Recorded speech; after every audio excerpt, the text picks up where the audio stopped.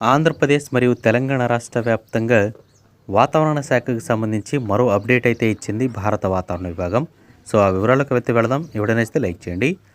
ఆంధ్రప్రదేశ్లో మరియు తెలంగాణ రాష్ట్ర వ్యాప్తంగా ఈ 2-3 రోజుల పాటు ఎటువంటి వర్షాలనేవి లేకపోయినప్పటికీ బంగాళాఖాతంలో ఏర్పడిన అల్పపీడన ప్రభావంతో సముద్రం నుంచి వీచే గాలులు ఏవైతే ఉన్నాయో వీటి ప్రభావం అనేది ఎక్కువగా ఉందని, దీని ద్వారా చలి తీవ్రత అనేది ఎక్కువగా ఉంటుందని వాతావరణ శాఖ అయితే వెల్లడించింది.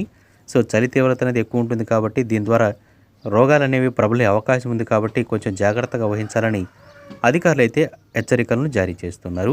మరోపక్క బంగాళాఖాతంలో ఏర్పడిన అల్పపీడన ప్రభావంతో కొన్ని ప్రాంతాల్లో చెదురుముదురు వానలు, తమిళనాడు కేరళ ప్రాంతాల్లో మాత్రం భారీ వర్షాలు అయితే కురుస్తున్నాయి. ఏపీ తెలంగాణకి మాత్రం ఇప్పటి వరకు కొన్ని ప్రాంతాల్లో మాత్రమే చెదురుముదురు వానలు పడ్డాయి. మిగిలిన ప్రాంతాల్లో అసలు వర్షాలు అనేవి లేవు. కానీ కొన్ని ప్రాంతాల్లో మాత్రం చినుకులు అయితే పడ్డాయి. కానీ చలి తీవ్రత మాత్రం భారీగా పెరిగిపోయింది. తూర్పుగోదావరి, పశ్చిమ గోదావరి, అరకు, విశాఖపట్నం ఇటువంటి ప్రాంతాల్లో దట్టమైన పొగమంచు అనేది ఏర్పడింది. దీంతో వాహనాలకు సంబంధించి రాకపోకలనే అంతరాయం ఏర్పడింది.